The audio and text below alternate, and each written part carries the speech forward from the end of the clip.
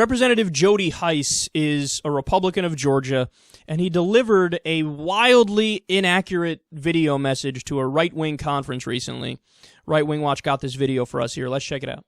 Let's suppose we have two towns, two cities. One of them a secular town, where basically God has been kicked out of the public square. We can't pray in public. We can't have Bibles in classrooms, or all these kinds of things. You fill in the blank.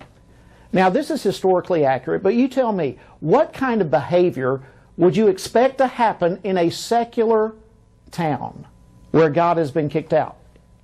Well, you're going to have things like a higher divorce rate. You're going to have much higher crime. You're going to have gang violence. You will have teen pregnancies. You will have things like drug and alcohol abuse. All these type of things increase in secular societies. That's historically accurate. Now, let me ask you a very important question. What is the role of government to that secular city?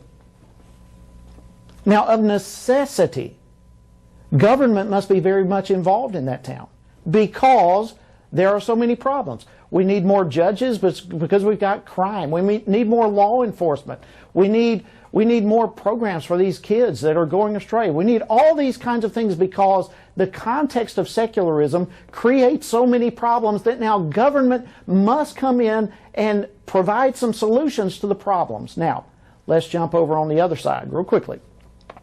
Let's say we have a town that embraces a Judeo-Christian worldview.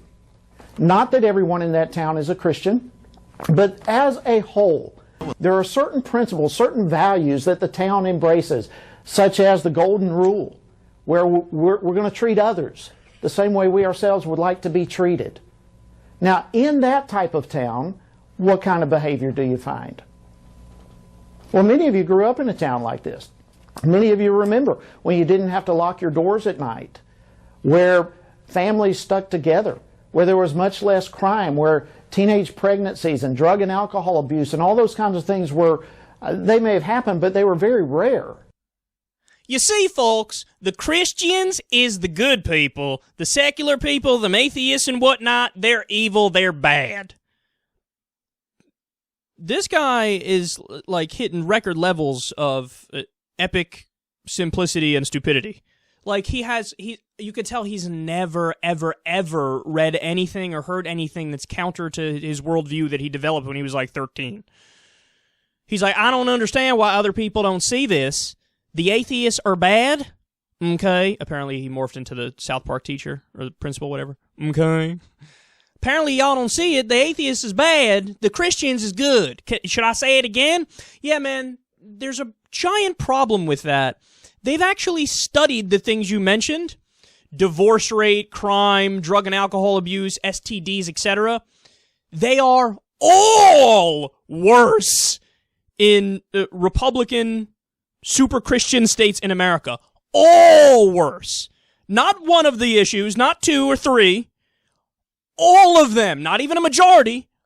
All of them. Higher divorce rate, higher crime rate, higher drug and alcohol abuse rate, higher STD rate, you name it.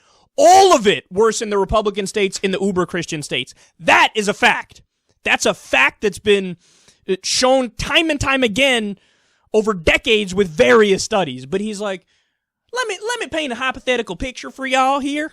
The Christian play's gonna be better, the secular play's gonna be worse. But you didn't base that on anything.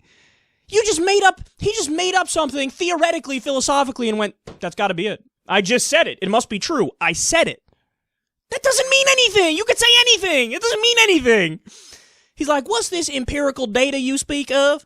What's this, how you pronounce that? Studi? Studi? Oh, study is how you say it? I ain't never heard of none of that. What's that? There's also another very simple way to test this theory. He's like, historically proven that secular places is bad. Okay, well, look at the places in the world. What are like the most Christian places in the world versus the place with the highest rates of atheism and agnosticism and secularism in general?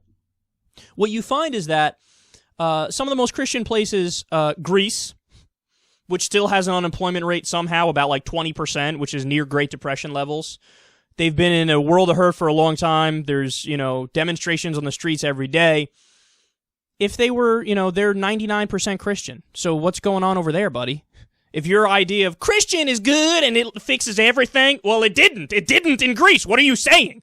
You know another really Christian place? El Salvador.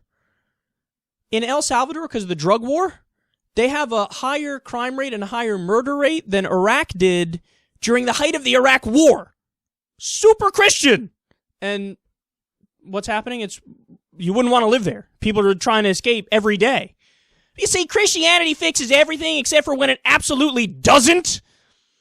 And some of the most atheistic places, Scandinavia. We talk about it time and time again. Denmark, Norway, Iceland, all these places. They have more atheists there, more agnostics there. It's a very non-religious place in general.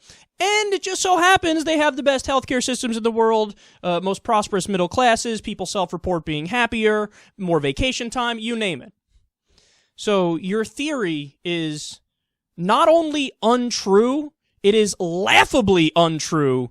And if anything is true, it's the exact opposite. The less religious a place is, the better it fares in a variety of different categories.